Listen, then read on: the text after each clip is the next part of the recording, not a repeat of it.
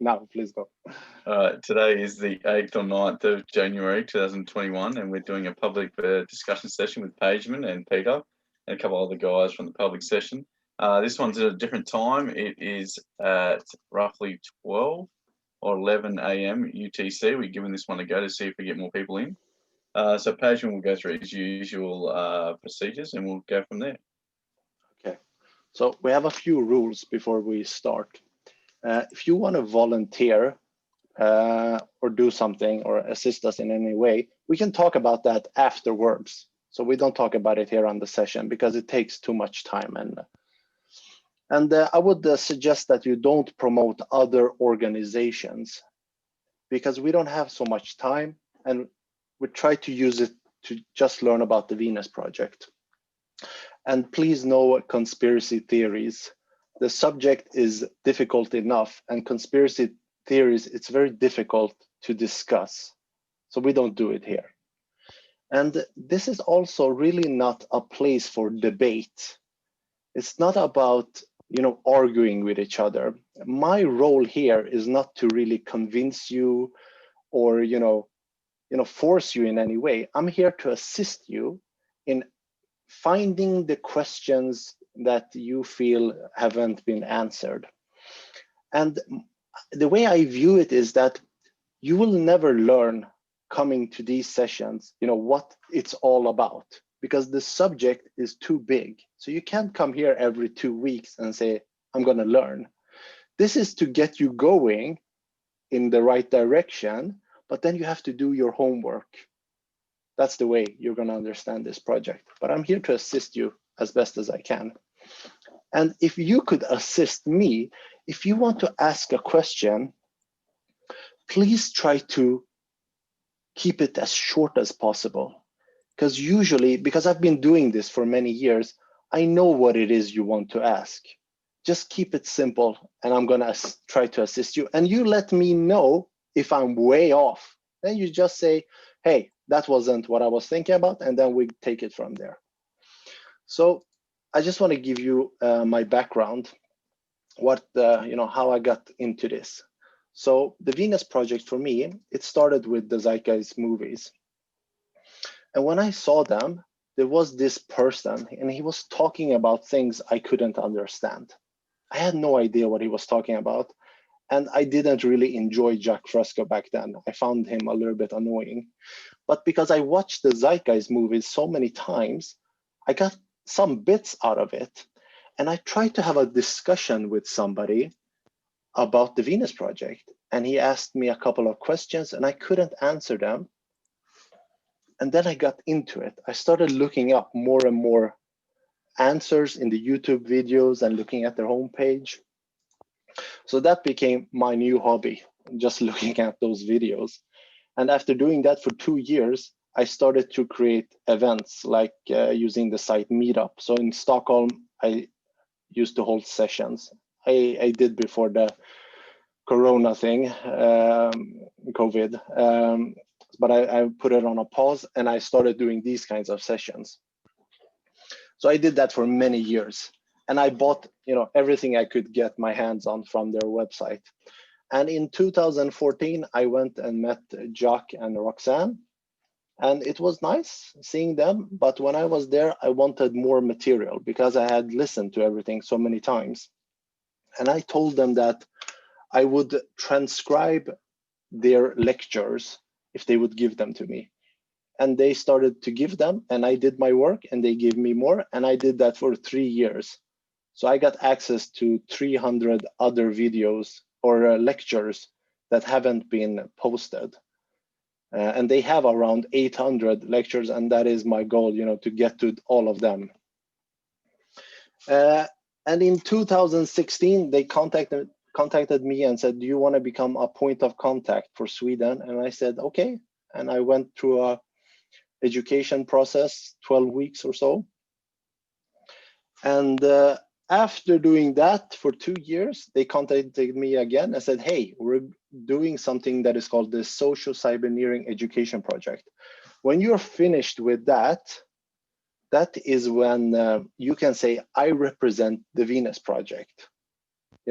I have the certification stamp on my forehead that says what I say is 98% correct. But I'm not finished yet.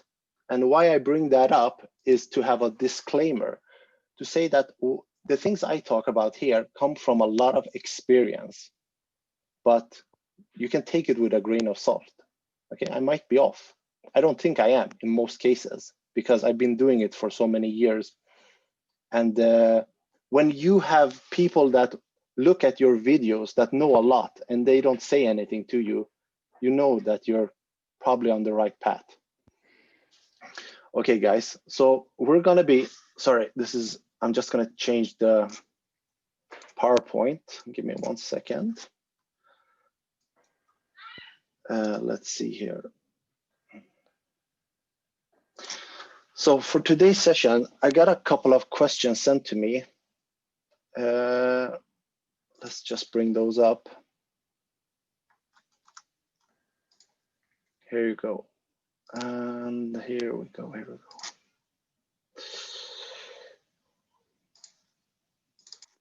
I'm gonna do it like this, it's simpler for me. Share computer sound. Okay, so let's start off with overpopulation. Now, this is a term that we have heard, all of us, and I would like to give you a different way of looking at it. Now, I would like us to imagine that we're all on a boat, and this boat is functioning, and you walk around and you see different things are working. And you see, for example, that we're catching a lot of fish and we have access to food. And then you walk around on the ship and you see people dumping the food out on the other side. You say, that's great. I go to the captain and I say, excuse me, where are we going? And he says, I have no idea. We're just going. And that's the problem we have today, is that there isn't a clear goal in mind. So when you say we have too many people, I don't know where the boat is going. It is when you have a clear goal, then you can say there's too many people on the boat. For example, capitalism wants to generate money. That's why a lot of businesses want to get the Chinese market, because there's a lot of people. So if your goal is to make a lot of money, then you would like to have a lot of buyers. If you would like, to destroy the planet, get more people in it. But society today doesn't have a clear goal. So it is very difficult to say you have too many people, because we don't know where we're going. And this is just a simple way of trying to explain that there is no concrete mission that we're on. So you can't look at it and say we're too many people. Today, I would say the real problem is how we manage our resources. I don't think at all that we have too many people. I think we could have 100 billion people if you use the resources more appropriately. But just like the example with the fish, that we have the capability to produce a lot of food, but we throw it out. If you have an apple farm, they throw out tons of apples because they don't look right. This is the problem. We don't know how to manage the resources. We are profit driven. That's what you need to fix. Afterwards, when you fix that, then you can look and say, now we manage all resources, all technology, and the world is united going towards the same goal. Do we have too many people? That is something different. Before I continue, was it Dogaru? Yes, sure. What do you think about that?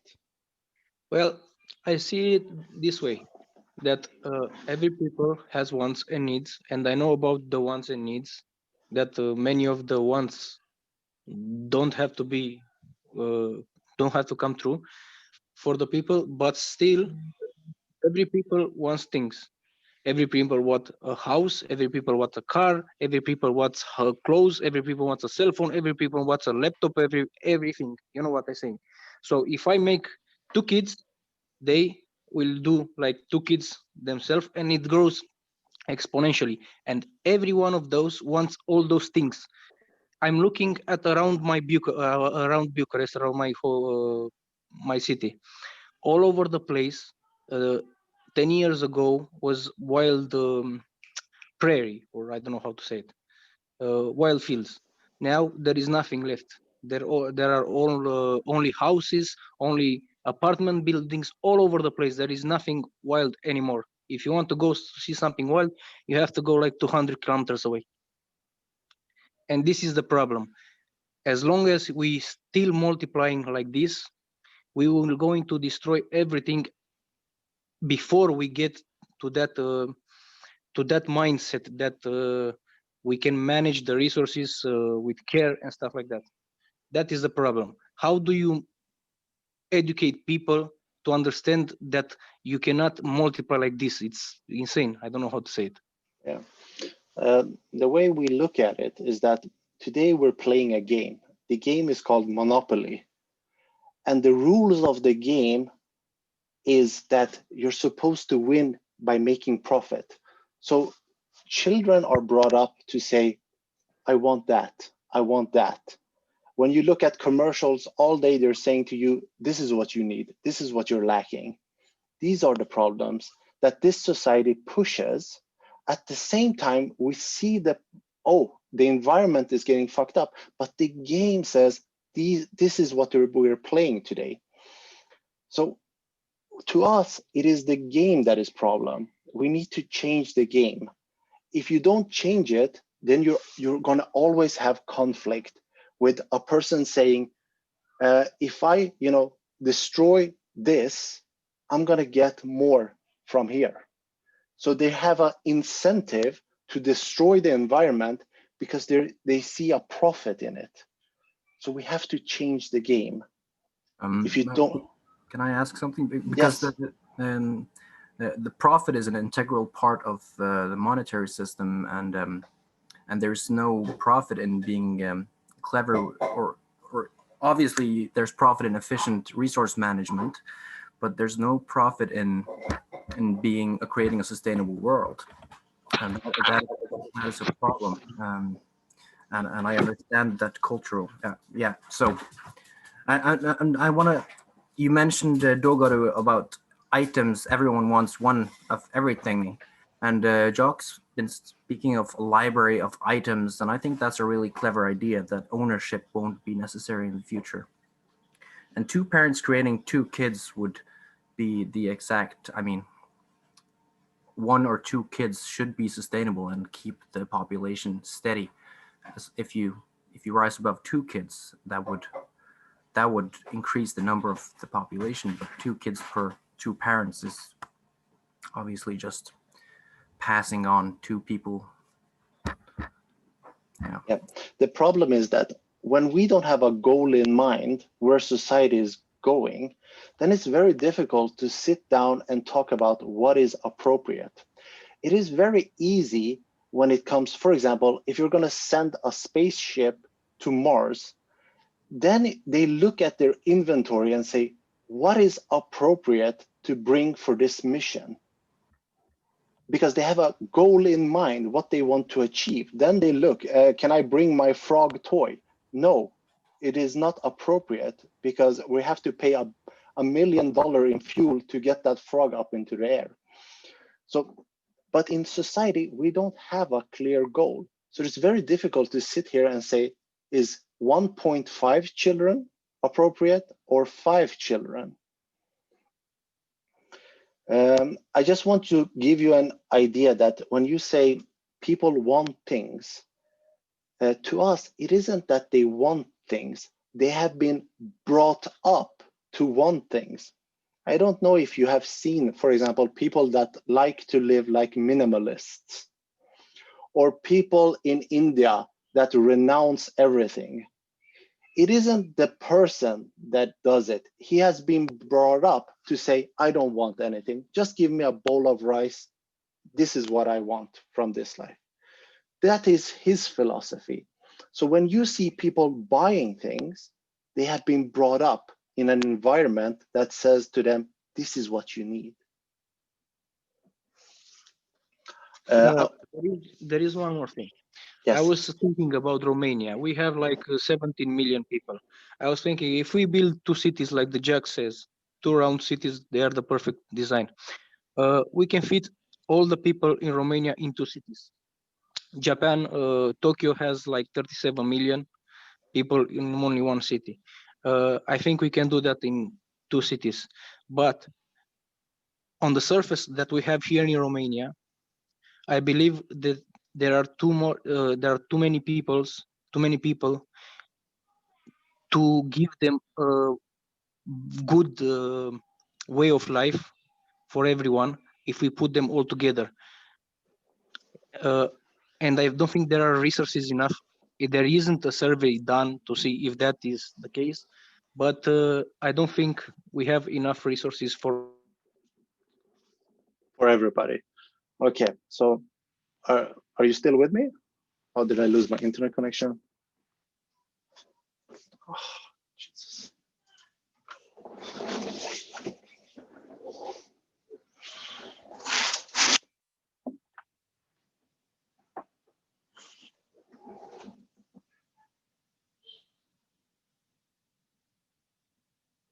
Feed everyone on Earth, but when you look into a society where we don't put money first, where we're looking at education and resources first, most likely you'll be able to. Sorry, Paige, you froze for a bit.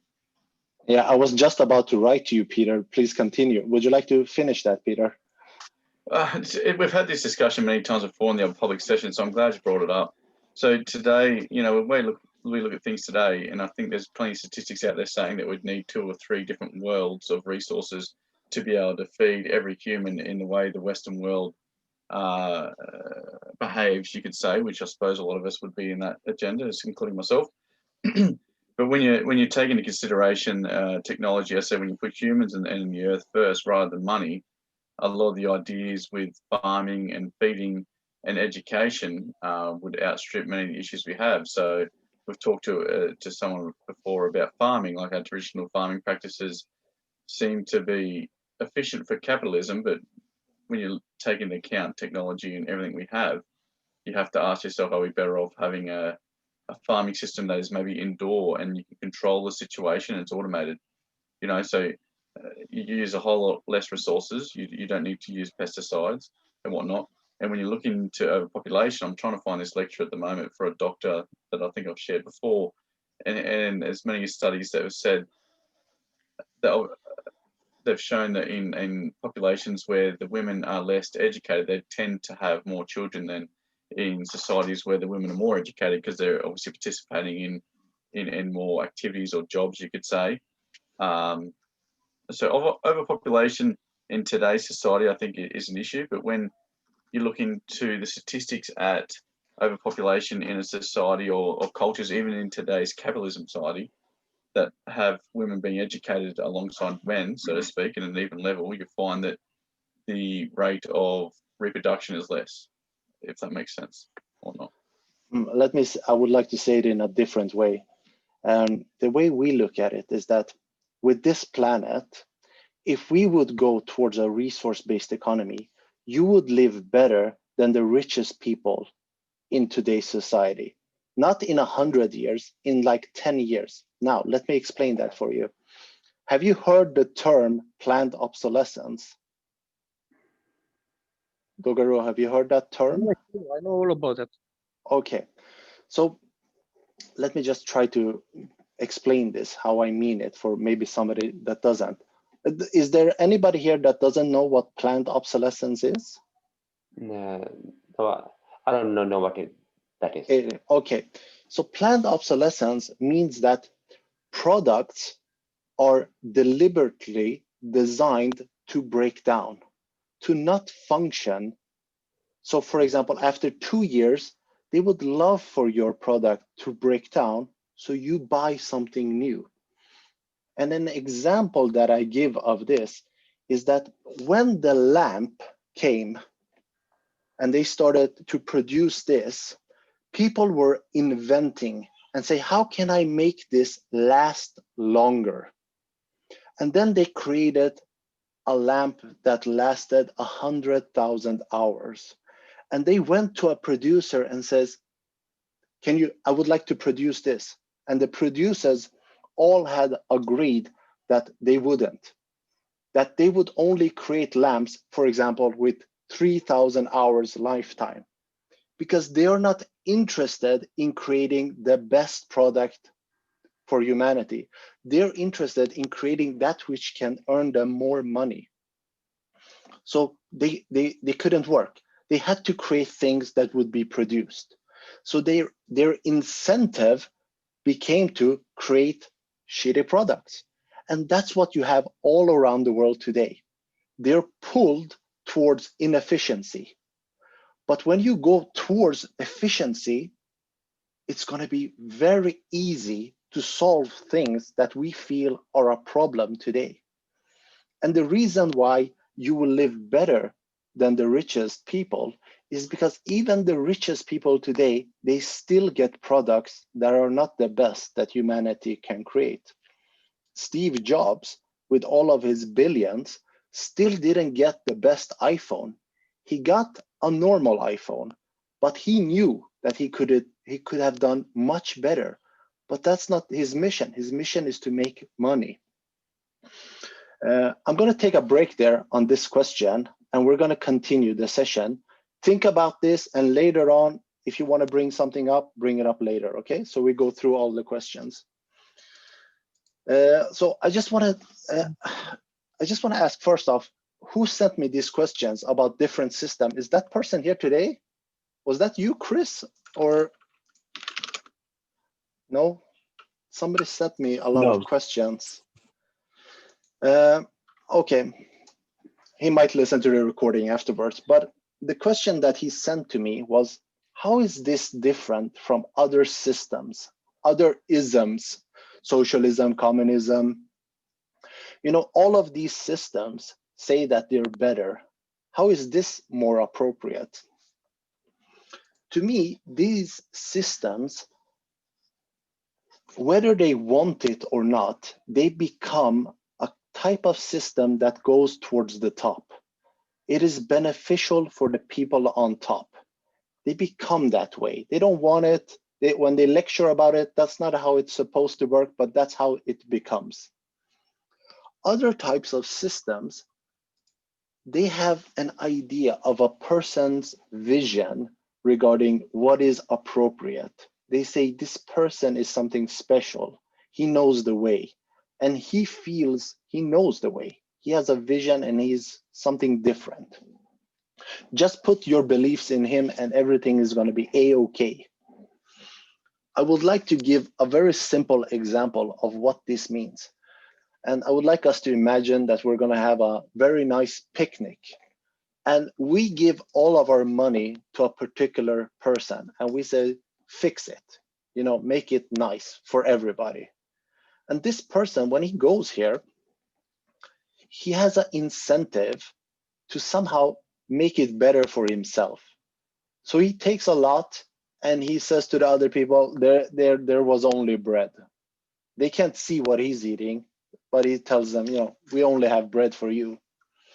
And it becomes an unjust system. He gets too much. Another person, he goes and buys a lot of stuff, but he doesn't ask people. He has no way of knowing what they want. He just say, this is my vision. And this person says, well, I don't eat animals. And he says, well, this is my vision. Get with the program. The way we do it is a little bit different. And this is a very simple way of trying to explain the approach in a resource-based economy. The mission is the picnic. So we have a goal in mind. We first look, what resources do we have to work with? And then we do a survey. We ask people, what is it that you want? And then we get that resource to whatever they want. I have a friend that is on a fruit diet. Now, if you didn't ask him, I think most of us will have a difficult time to guessing that he just eats bananas. So I have to ask him. And when he gets his bananas, somebody says, why do you give him bananas? I don't say because I like that or I feel it's appropriate. I just show the survey and I say based on this, but it's not my opinion. These are my findings. This is what we mean by the scientific approach, that we have to get away from personal opinions about what to do. We have to gather a lot of information, which we do in technical fields. If you're going to build something, or you're having agriculture, you try to find the most appropriate way of going about it scientifically. But in society, we don't. We almost do the opposite. We're guessing, we're feeling, we're bringing our own interpretations into it, and we're applying it on everybody else and say, I guess this is what you want. And if you don't, there's something wrong with you. So that was just a simple way of explaining that. I'm going to continue, and then at the end, we can have a discussion about many things. So this person also sent me this question. He says, do we really believe that human beings is a total reflection to the environment? And I would like to, I don't like believers in this project. When they come and say, I believe in this project, I don't like that term. I would like to hear, I understand this project, or I understand how you reach these conclusions, but please don't believe in us. You have to find out how we reach these conclusions. Now, so is the human being a total reflection of the environment? Yes, to us they are. Everything in the universe is affected by other things. The planets don't go around the sun, they are pulled around the sun. That's a big difference in the way we speak. The first one, it goes around the sun, has to do with the free will concept. But pulled around the sun, it tries to show the mechanism of what is forcing that behavior. We have been brought up to somehow look at people as if they were in a sphere not affected by the environment. But nothing else in the universe works that way. Everything is, there is a connection to other things. And that's how we view people, that they are shaped by what is happening around them. If you would have a big block of ice like this, and you roll it down a mountain, the environment, you get something different. This is what we mean with people. So when you look at people in the way we do, is that just like the snowball, they have rolled down an environment, and you're looking at the end result of their behavior, which has been influenced by whatever they have seen in their lives. I'm going to continue. Next question was, no instincts, no inborn Peter, can you help me with that? One more time, please. Propensities. Thank you for that. Yes, we have a problem with these words.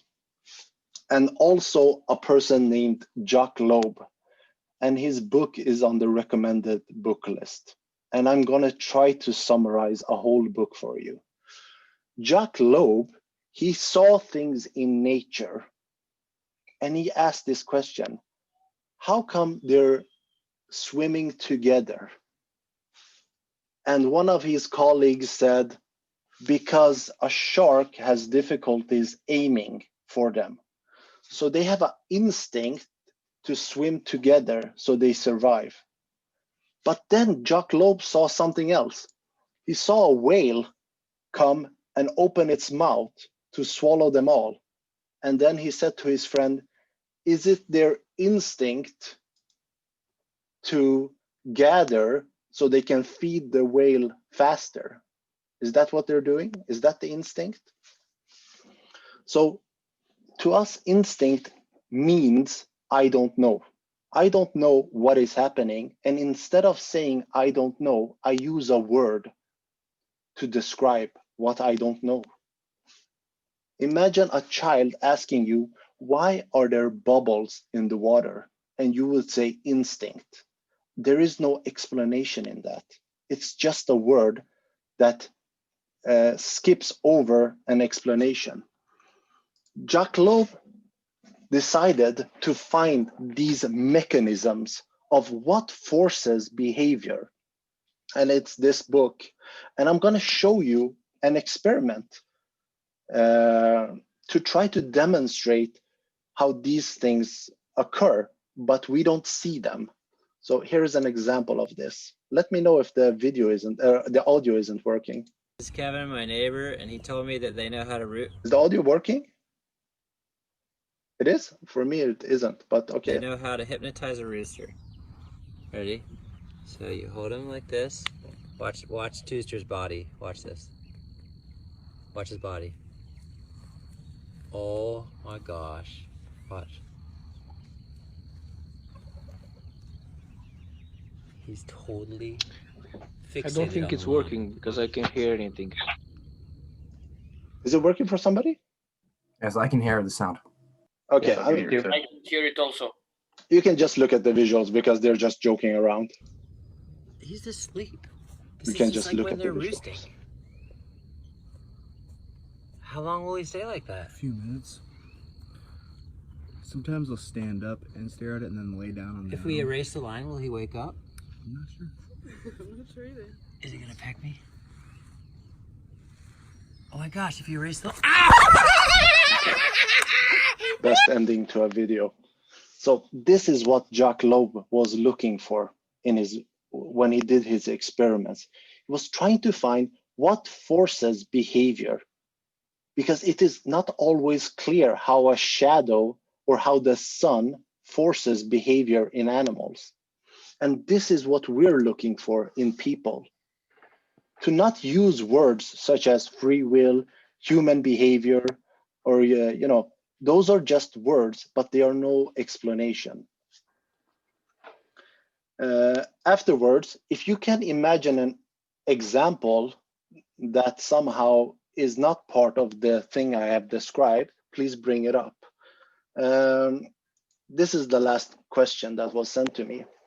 Is it not more important aspect for investigation to study, research, discuss the human mind? That is the approach of today. They focus on people. And to us, it's like focusing on an engine. It's not the approach we take. For us, we look at the circumstances around the engine, and then we say, what surrounds that particular thing? What if the car is on the moon? Then it behaves differently. So we don't look at people, we look at their environment, and from there we work instead of focusing on particular people. The more you focus on specifics, the less information you can gather. I'm going to stop there. This last question, I couldn't understand it. I would like to have an explanation, but I didn't get it from, he's not here today. So I'm not going to go into it.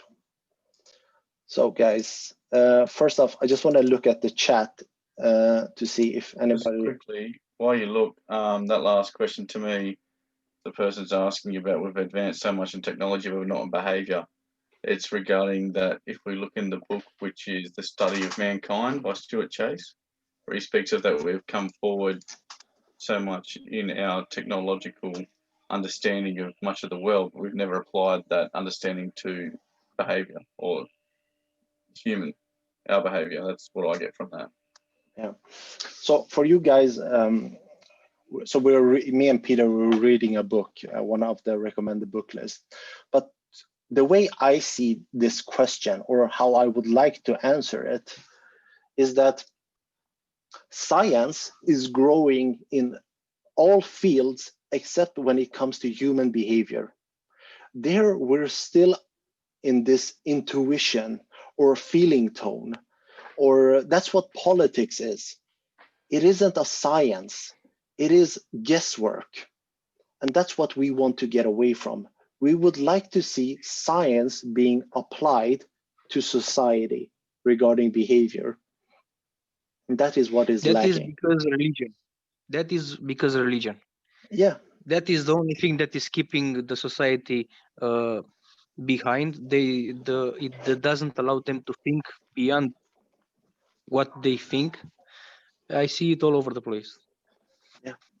And if we take it one step further and say, instead of just focusing, and this is what I'm talking about here, is that you look at the mechanisms, is that religion comes about in a society where somebody is a ruler that needs people to behave in a certain way so it benefits the particular person. So they allow for religion as long as it benefits society. So religion is a step towards the problem, but you have to go further back and see what is generating that kind of institution. How come it's keeping, why is it still here? Because of the other circumstances, such as economics. Honestly, sorry if I interrupt. Honestly, I think religion is just like it's just like a key. Like Neil deGrasse Tyson, he says that technology is a key to both the gates of heaven and hell. How you use it is up to you.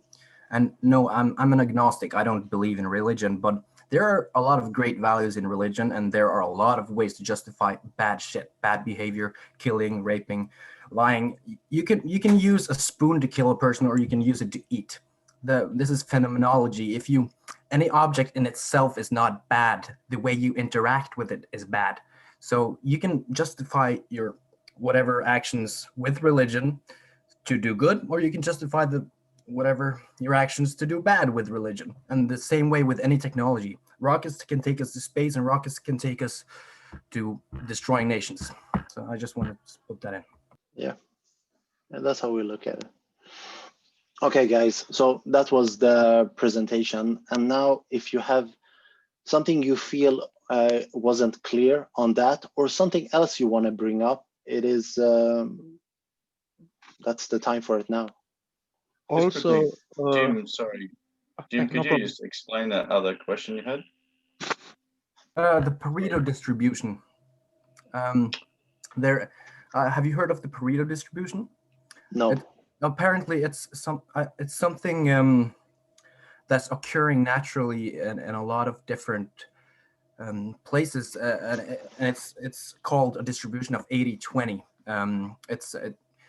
It's actually rooted in economics, so I haven't really studied it that thoroughly, but it's been noticed that even in programming, like 80% of the code takes like 20% of the time to write, and 20% of the code, that's the hard part, takes 80% of the time to write. And you have this 80-20 distribution a lot of the place, and a lot of places in nature occurring naturally, and also in the economic system, obviously where there's great inequality between the rich and the poor, and like the top 20% of the world own 80% of the wealth. So this Vilfredo Pareto was an economist from the 1890s from Italy or something, and this Pareto distribution concept has been named after him. So I'm just curious if this thing is a natural occurring thing, or if it's actually linked to the economy, because distribution has been unfairly a lot of resources have been unfairly distributed for a long time. I'm not saying they have been in egalitarian societies 12,000 years ago, but since modern agriculture and urban life started, there has been uneven distribution of resources, and there has been great hierarchies. So I'm just curious how I mean, I believe that removing money would be a great way of making a better society, because money is also a tool, but it is a really easy, it's a tool that is really easy to how can you say, like, if you're good at it, you can make the whole world poor, and you have a lot of power. So it forces slavery, basically. So, but I'm curious, if we went to that other forms of distribution, would the Pareto distribution or earlier previous forms of distribution repeat itself? It's I like mean, what you said. First off, the word naturally, you have read Tyranny of Words. yes, yeah, obviously Yeah. you can bend and words Yeah. much, and So- they're always relative to the context. Yes, But you did it here, for example, with the word naturally, it doesn't mean anything. And you gave an example of that when you said in the past, it wasn't, when there weren't no kings, when there was a leader, but they were all living in tribes. Can you imagine that one person had 90% of the meat? It didn't work that way. So it wasn't naturally. The circumstances had certain behaviors at a particular time. And today you have this. If you change the circumstances, for example, when they send a spaceship into orbit and there are 10 people in it, you don't have that N 80-20 regarding resources on that spaceship, because they are functioning together. They have all a role that they're playing. They need each other. So the person is happy to say, eat as much as I can eat, because without you, we're gonna die. We need each other. So in those circumstances, they don't look at it in that way. So I completely agree. And if you have abundance of resources, there's never going to be fighting for them, because there are plenty of it. It's like air. So I understand that if you have enough of it, there's not going to be a fight about getting it. And also that not just that we have resources, that we understand that the better your life is, the more you can contribute to my life. So in the future, when you go somewhere and somebody assists you, that person, for example, that doctor, he cannot operate without the engineer that fixes his building. He cannot operate without his tools. So you don't thank him. You don't say, thank you, doctor. He says, if you thank me, you have to thank everybody, because they gave me all of these tools. I got all of my knowledge from the books I've read. I would be nothing without them. So we see an interconnection of other people, because we see that they're assisting us. But today it's very difficult, because a doctor that has great knowledge, he gets more. So he says, I'm great, I'm special. When the president needs assistance, they call him.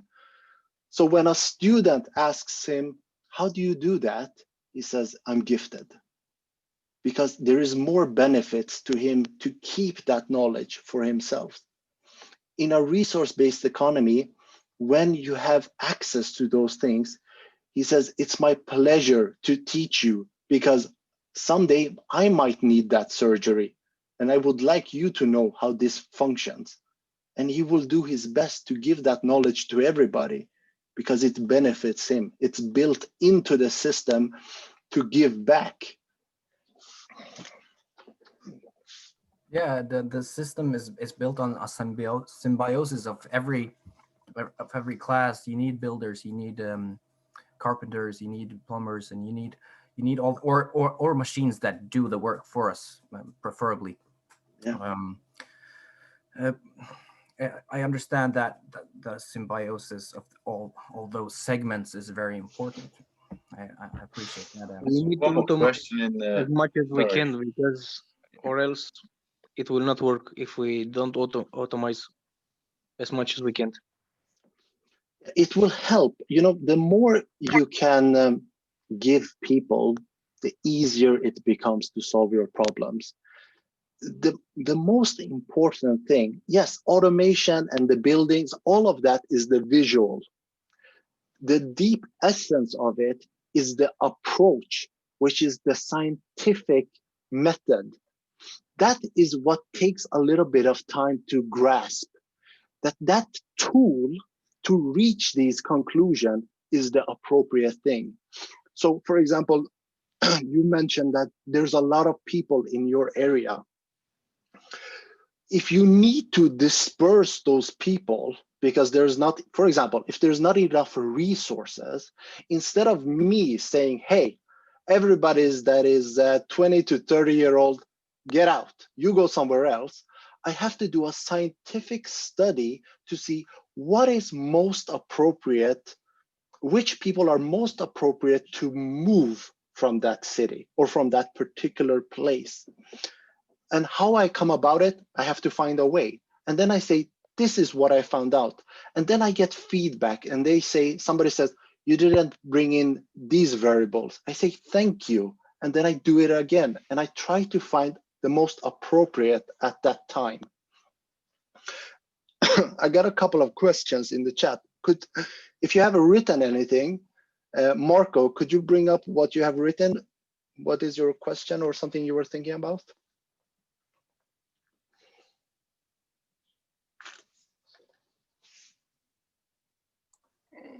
Sure.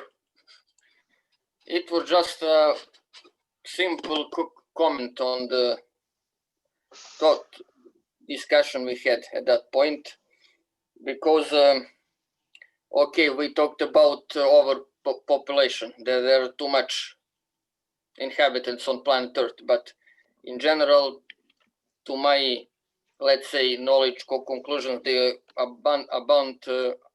abundant material I have read in my life, you cannot observe problem of the overpopulation without the problem of the how did I call it? Sorry, I now need to check. The consumer overload of the planet. Just to explain, okay, when you see it from perspective of Serbia, we are poor here. We are strongly in debt. We have a problem with the pollution, with the air. The paychecks are too low. And we are not even overpopulated and nothing. But let's say USA and India, for example, or Bangladesh. Bangladesh has a problem with the overpopulation. USA has a problem with the consumer overload. So from their perspective, USA, I need more, I want more. But I have a problem. Since I need more things, I need to look at somewhere else. Therefore, I am causing the environmental issues. Bangladesh, on the other hand, has another problem. I do not have enough resources. I cannot pay enough. And anything, I do not have enough money to run my country. Therefore, I cannot invest in economy, education, developing culture, my nation to be more healthy. Therefore, I need more people in order to do manual work so we can make some much needed resources. But when you look at it on the global scale from the perspective of the planet Earth, both of the concepts are causing the issue we are having on the planet. What are those issues? Okay. Lack of resources, pollution, poor education, wars, and named all the problems you can know and I think that is the main reason we have gathered here to discuss. First to identify this and then to see how we can do in our local environments to help. Okay, so thank you. That was my comment in general. So just to conclude, you cannot talk about overpopulation without consumer overload of the planet. Yeah. You have to know what you have to work with.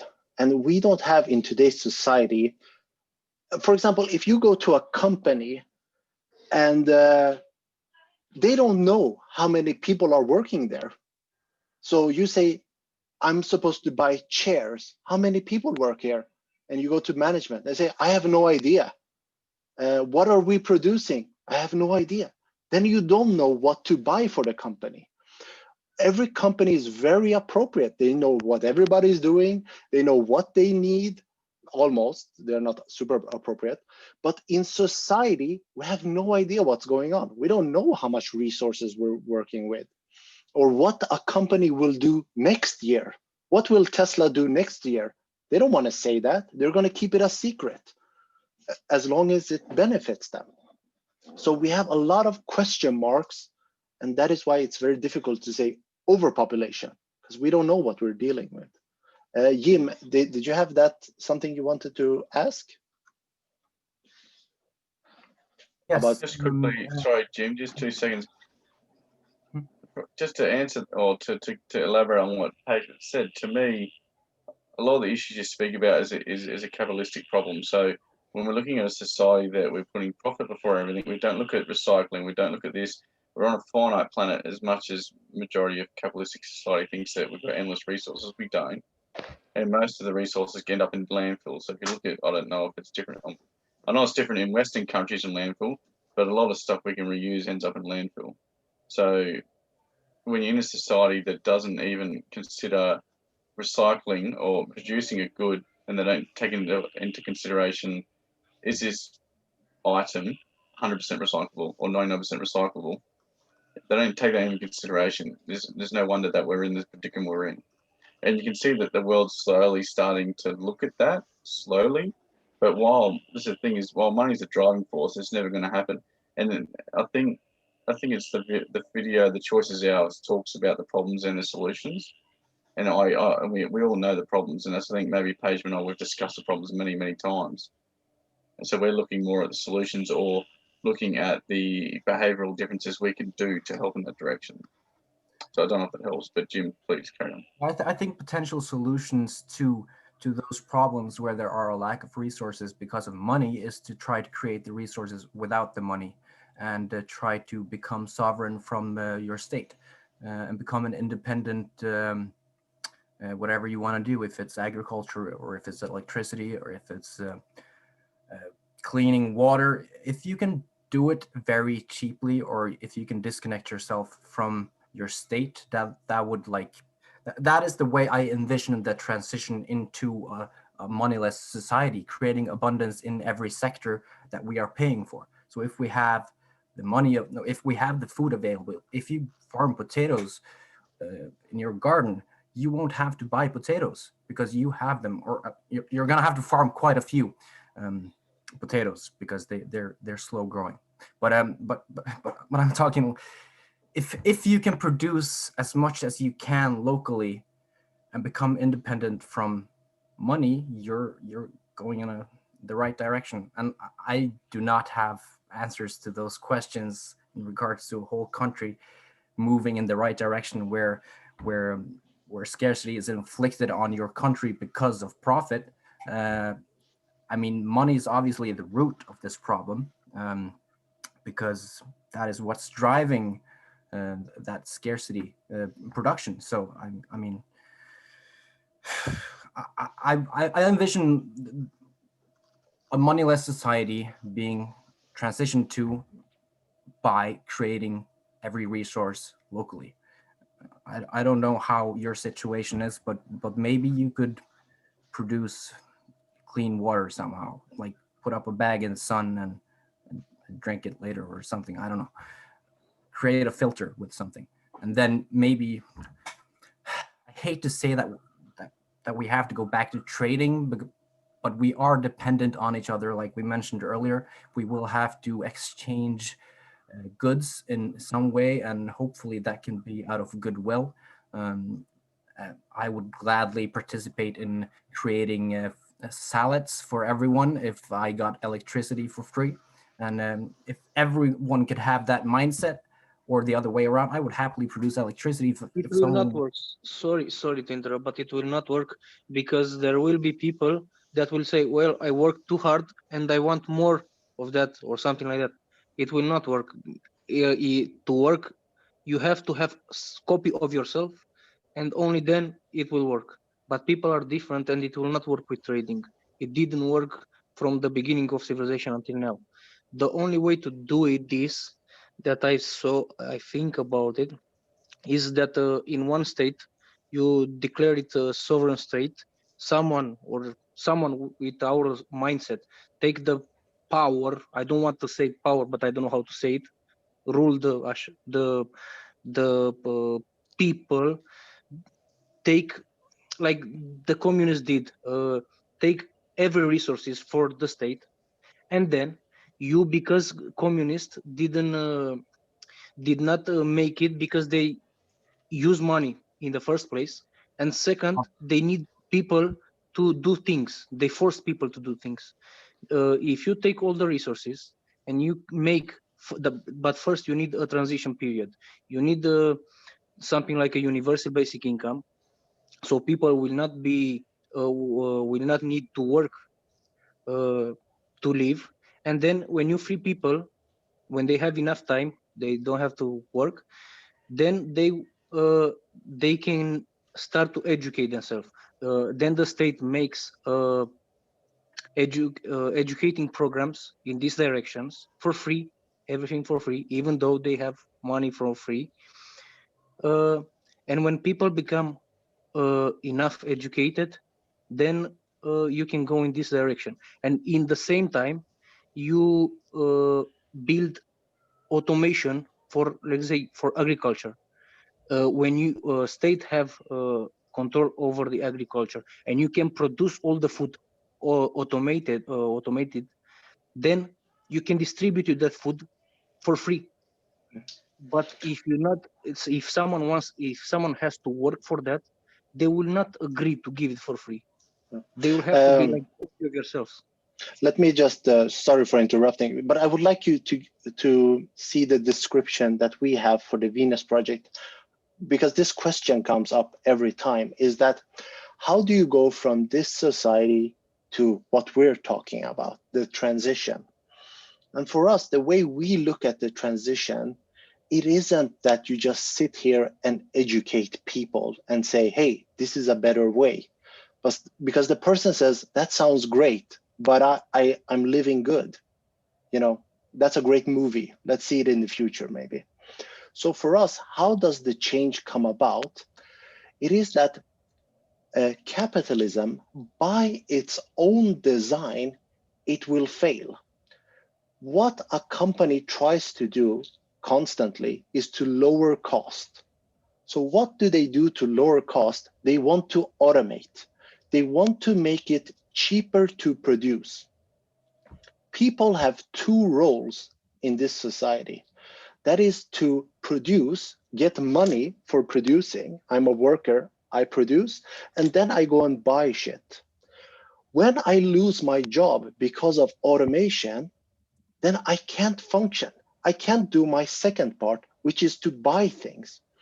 So the more companies automate, I think you guys have seen how there are, for example, Lego, where they produce Lego for the entire world, but there's very few workers. It is automated. And you have probably seen Amazon, their shipping areas, where it's automated. There's very few people managing those things. And we see all areas becoming like that, not just the worker, but for example, doctors will not function as they do today. For example, today here in Sweden, you can download an app where you chat with the doctor. What will happen is that they will start saving those answers, what the doctor is replying. And then you will have an automated system of giving replies to whatever this person is writing. And then you have a doctor, before signing and saying, you know, give this medication, he just reads through the answers, the conversation, and he says, approved, approved, approved, approved. And then a doctor is doing 10 doctors' jobs. And they tell the others, thank you for educating yourself all your life. You're no longer needed. Go find something else to do. So this will affect all areas. And when this system becomes so automated, it will stop to function. And that's how change comes about. It's because it doesn't function anymore. They will go to a company and say, why aren't you producing? They say, they're not buying my shit. Why should I produce? I can create beds for the entire world, but I'm not getting any money for it. I won't do it. Then society has to take control over production so it doesn't go totally crazy. They have to take control over production, and then they say, produce. Give people something to calm them down. And through that, they will find out that it is cheaper to give people things than to restrict them, to say to them, no, you can't live in a house, you can't have food, because they create so much problems. They will find out through scientific studies that, hey, it's cheaper, just give them housing, give them food. And later on, they say, how can we get these people to contribute back to us? Educate them. It's cheaper. Now this person can go in fields that are not automated and they can give back. This is how we see it coming about. But you can't force it. If you force it in an inappropriate time, they will always say, look, capitalism worked better. This system is fucked up. It has to break in front of them and they have to be forced out of it. That is what happened to the kings of the past when capitalism started competing. They had an established system. It didn't work. Something new came, which was more appropriate at that time. And then it moved towards that. The farmer didn't know what capitalism was. He just knew that my life is becoming a little bit better in this new way of doing things.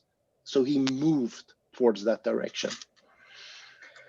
Jib, you wrote something about genetics. Can I ask you what you wanted to ask about that? Yeah, I wasn't really asking. I was just saying that you can't dissect one from the other. You can't isolate genetics from the environment and the other way around. They are totally interconnected. Yes. That's all. And today, and for me to just continue elaborating on that for other people, is that genetic by itself has nothing to do with the outcome. For example, people, your eyes, it has nothing to do with that. Genetics without an environment gives nothing. It's having a seed and planting it in a glass jar and closing it. It doesn't grow into a tree. Genetics is the same. You have to have an environment, for example, planet Earth. This is the outcome of our genetics on planet Earth. If we were in space and we're born there, our bones become different. But it's the same genetics, but the environment was different. Yeah, and epigenetics, of course, are kind of cool. Yeah, epigenetics, for you guys that don't know, it is how the environment influences your, let's say, your genetics. That, for example, the first experiment that showed this was on taxi drivers. And it was really about their brain function, how the brain grew in a particular area, because cab drivers in London, before they had GPS, they had to learn a lot of different streets before they got their license. And when they look at their brain activities, they saw that they had grown a particular part of their brain. They had been trained in that. Same with genetics. It isn't fixed. It's constantly changing by what is happening in the environment.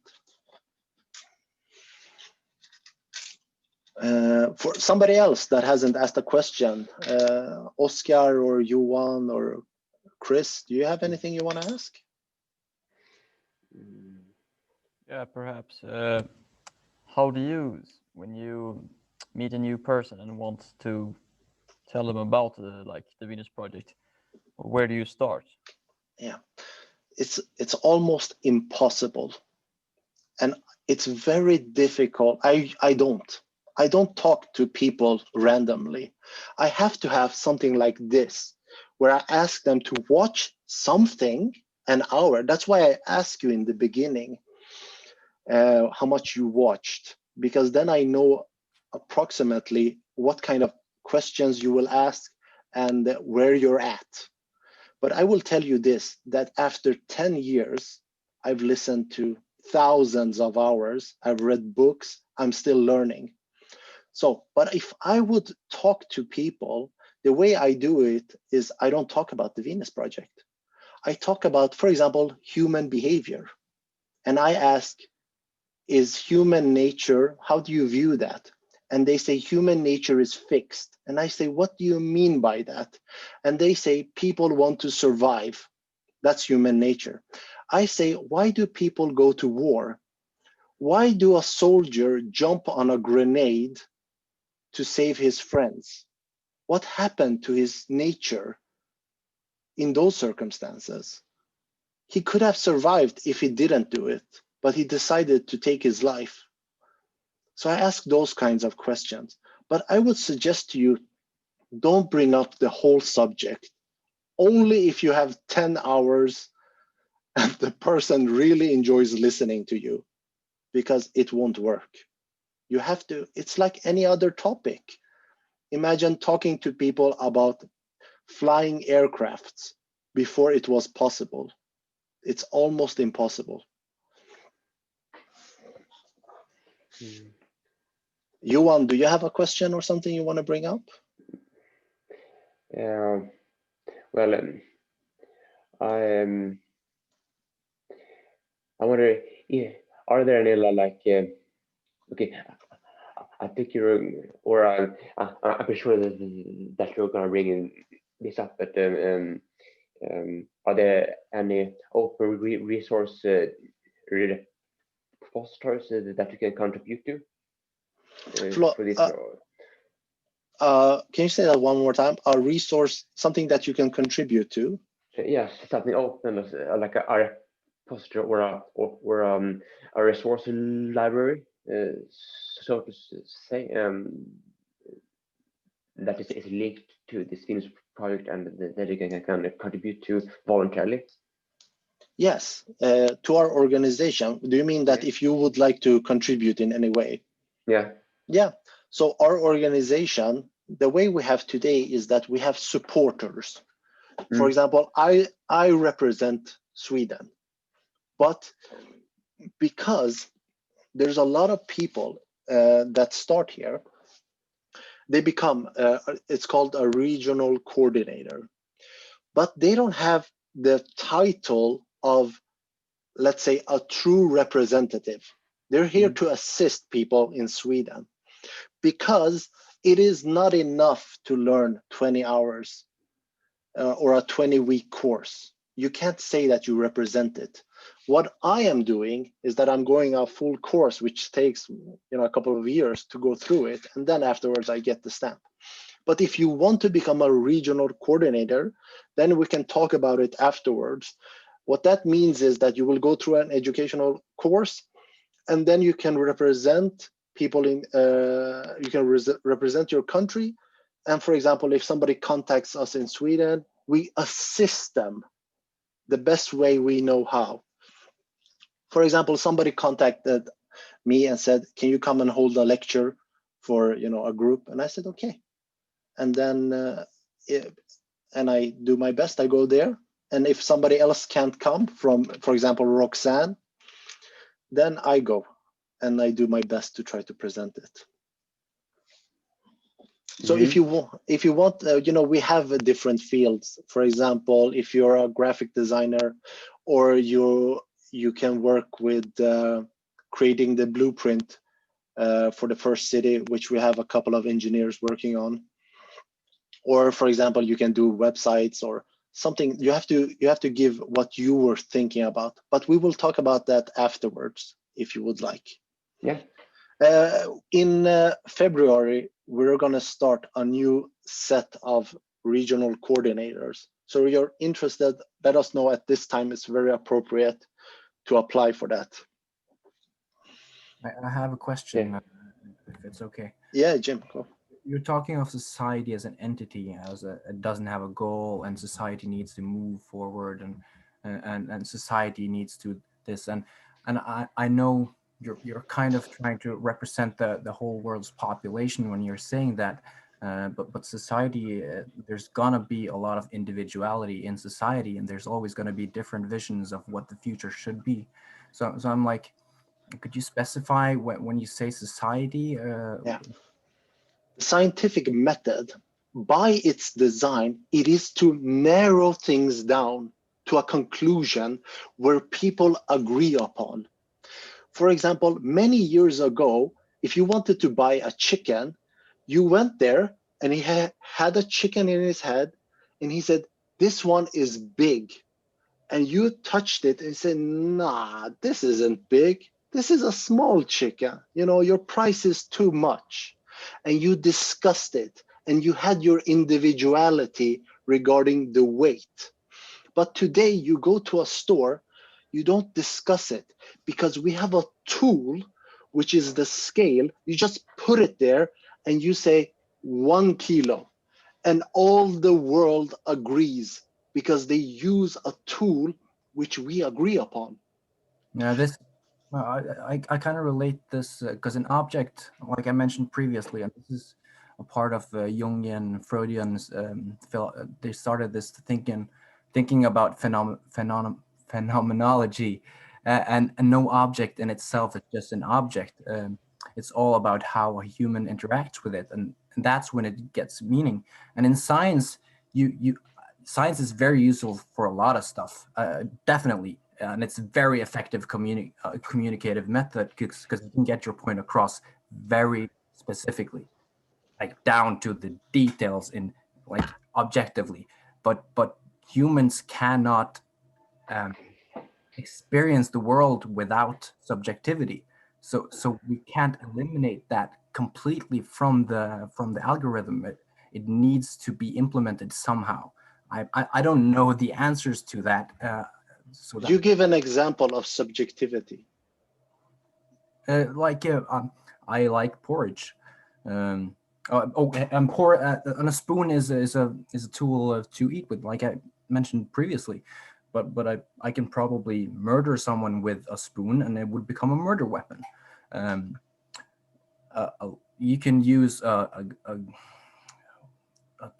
screwdriver for the same thing. I mean, you can use water to drink, or you can use it to swim in. It manifests its definition by the interaction of the human. So the subjectivity is critical because a stone isn't just a stone. A stone can be a building, or it can be an obstacle. It all depends on how you interact with it. Yeah. So that science is good for very certain things. If you want to build a plane, yes, it's very great because then you get the specific schematics and you know how to build it anywhere. But human interaction is also something that needs to be taken into consideration as well. And you can't strip the subjectivity from the discussion. The subjectivity today is reinforced because we live in a society where it promotes your individuality. They like you to go in different areas. But the more clear it is where we want to go as a society, the less you will have this individuality, such as do as you please, such as engineer saying, I'm subjective regarding, how I'm going to build this house for 100 people. I feel like doing it in this way. It won't be allowed because you're endangering other people. This individuality comes from a society that doesn't know where it's going.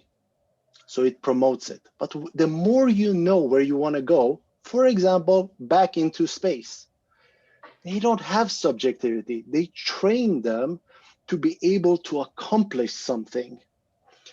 There is maybe something else you're thinking about. I'm not getting it clearly what it is, this subjectivity that you're trying to get across. Could you try it one more time? No, I'm just saying because we have to focus with the scientific method to progress into the society that we want to have. I'm just wondering where I mean, subjectivity in itself isn't worth anything unless it's related to the actual science in some way. I understand that, because if you're not a carpenter, you don't have a lot to say about building houses. If you're not a plumber, you don't have a lot to say about plumbing. Like Jacque mentions, the farmers would say you can't go to the moon in a million years, in 100 years ago. But that's not. Those opinions aren't worth that much, but they are still a part of the world, whether we want it or not. And like educating everyone in everything is impossible. So we have to live with some sort of ignorance in some sectors.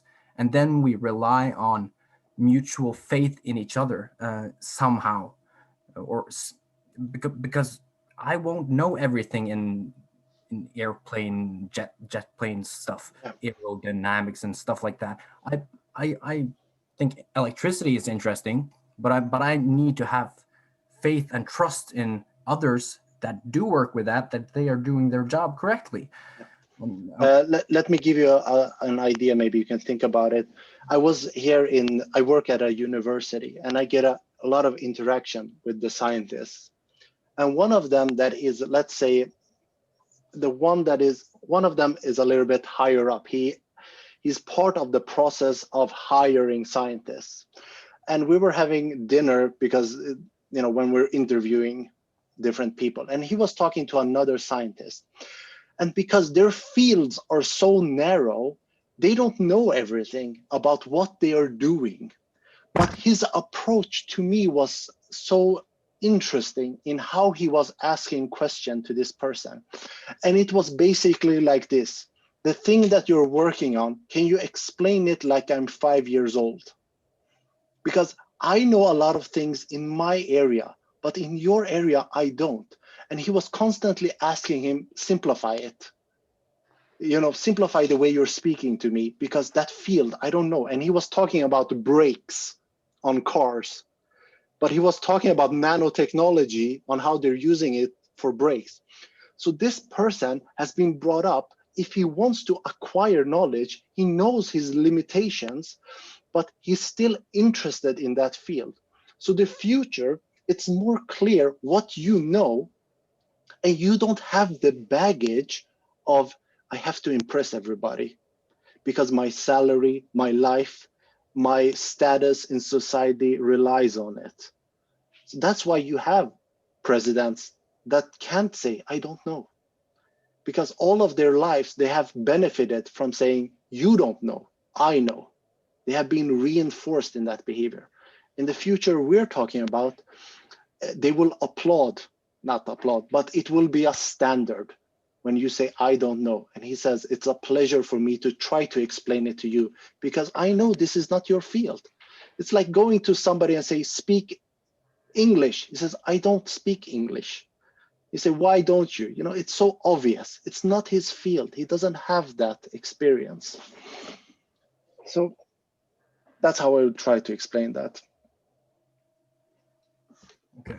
Yeah. But I can think we steer society as a whole in one direction? That is my question. And I know we need to have a specific goal-oriented, and simplify the goals and make them very specific, because then we can actually move towards it. But it's like Jacque said, you need to make everyone generalists. I mean, they have to know a little bit of everyone, of everything, so they can make connections between things and see how things works. Like, for example, I say that I don't have a training in some field, like a faculty or something. But I know a lot of things in many different fields, and I can make connections between things. So I know how things works. You see, so that's how you can do it in the future. You have to make them all generalists, and to make the education in such a way that is extremely interactive, so kids want to learn like physics, maths, because when today children don't want to learn that, because what do I do with that? They say, what do I do with that? So if you make it extremely interactive for them, then they would like to, and when they see the what they can use it for, in their everyday life, that is the only way to do it. I mean, you have to make them all generally so they can understand. They need to know a little bit from everything. It is the method. If you understand how a person says to you, this tire wears out after 10,000 miles, and you say to him, how did you reach that conclusion? And he puts it in a machine that spins it around, and he says, we've been doing this for 1 year on 100 different tires, but from the same brand. And based on this, this is our conclusion. He says, is this your opinion? He says, no, this is my findings. This is what I found out. Do you have another way of approaching this? Because he's not working in the future. He's not working on the tire to impress anybody. He's working on a problem which he wants to solve. And when somebody says, what about this? He's very interested because he's not upholding his method. He's very interested in being corrected, but not by opinions, by methods, by tools to demonstrate, show me something different, but don't give me your opinion. Try to demonstrate to me. And this is what I do with the kids, my kids. The more you learn about this approach, the less you try to use language, especially with children. You try to show them. I was trying to show my 3-year-old how steam from water, that it is water, because he was saying that it is like fire, So I took a spoon and I held it above the steam, and then it generates water droplets. And then I try to demonstrate that. Now, does he understand everything? No, but this is more appropriate than saying water is ice and steam. He doesn't make that connection. He's just getting words which he can't connect with. But when you demonstrate it to children, it becomes much more clearer. This is the approach of the future, to always try to show what it is you're talking about. I don't have the tools to demonstrate all of it, all the things I talk about here. And we don't have the time, and it's very difficult, all of these aspects. But for example, with the chicken, I think it helps you when you see that.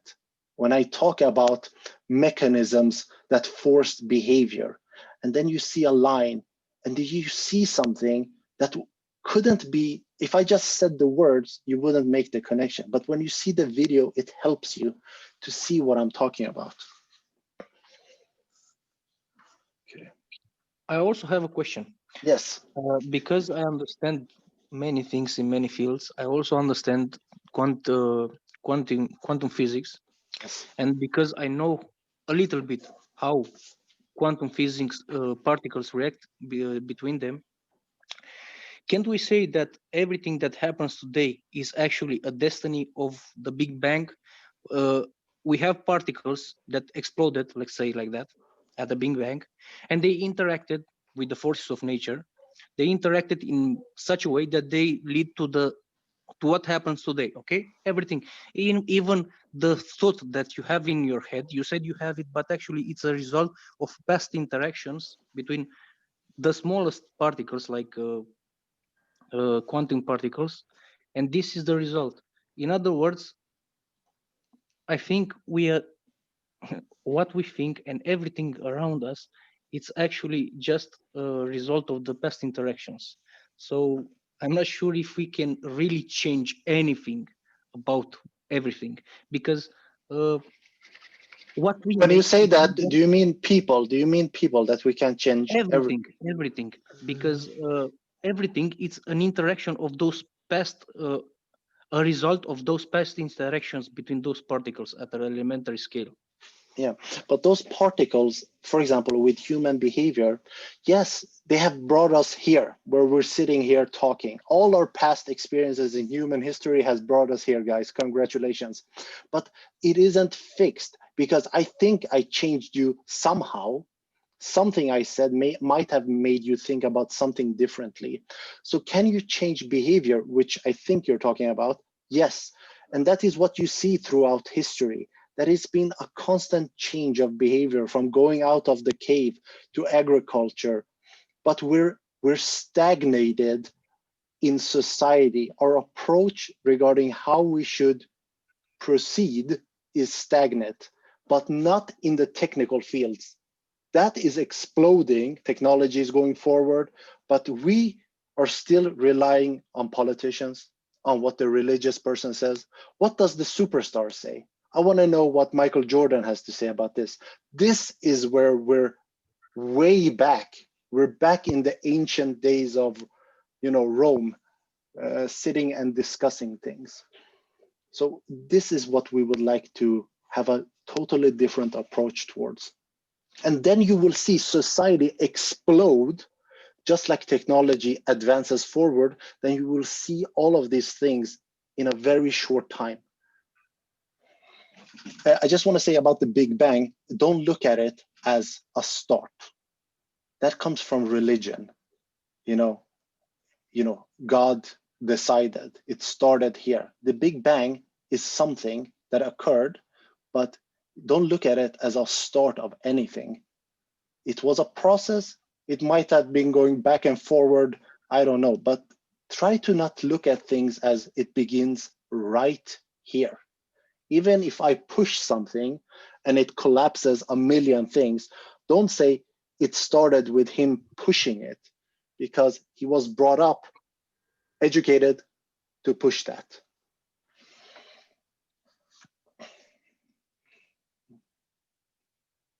The reasons I talk about these things is that when you see a criminal or a person in politics, which is a bigger criminal, don't look at the individual.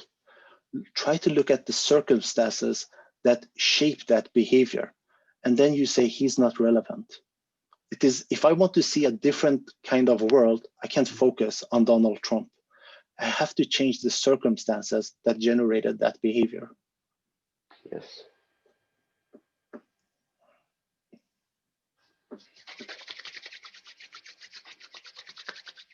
Johan, put on a sweater, it's cold.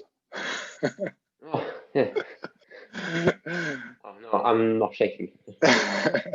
I'm just nodding and agree with you, but oh. Yeah. Okay, guys. Do you have anything more?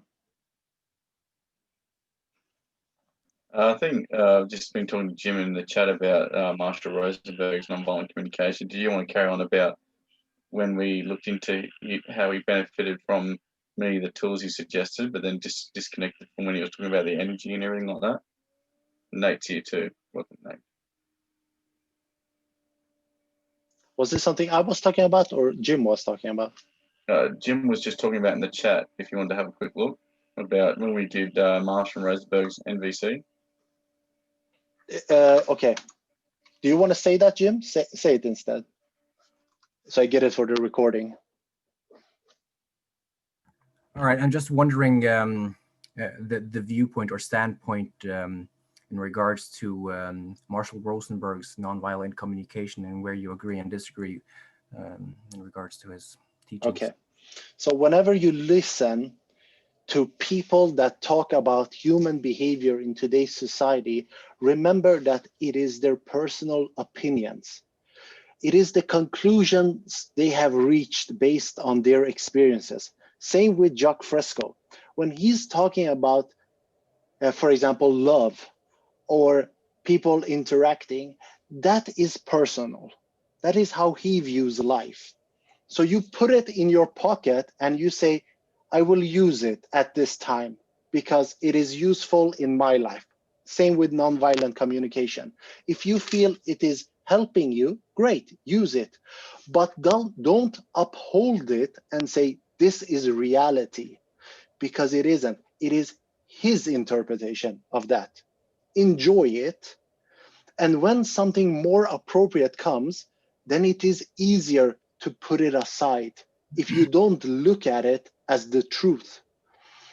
Those yes, thanks. And he is very open about that. I've seen his interview where he had, or his lecture he had in San Francisco, and I've probably seen it 10 times, and I've translated the half the thing into Norwegian, and I know that he is very specific about words like love, that they are not necessarily a fixed meaning. They are very malleable, and they rely on the context. And so from what I have understood and learned from his lectures, is that it is very important to specify what exactly do you want to, like, I'm going to start with the basics, because every human being has a core or set of feelings and needs. And this is the base and foundation of what Marshall Rosenberg tries to communicate with nonviolent communication. And that is, we have a set of needs and feelings. And these are common for the whole population internationally. And yes, you can bend the words and say that this means one or the other, but the feelings pretty much, or the words that describe the feelings pretty much are international, and they are everywhere.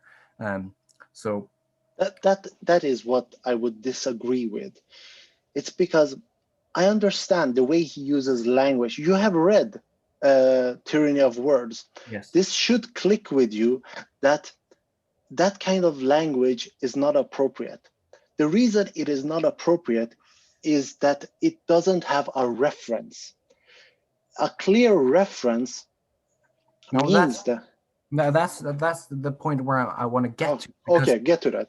Because when he says that when you do something, it is a direct quote. I feel when you say that Marshall Rosenberg says that he does not use correct or does not use real life reference, I say that he does use real life reference, because he requires a direct quote or a direct action to create or to communicate what you want someone to fulfill your need, and I mean that is appropriate. Not always going to fulfill your need by doing that action you request, but at least you have attempted to formulate that as specifically as possible with the language we.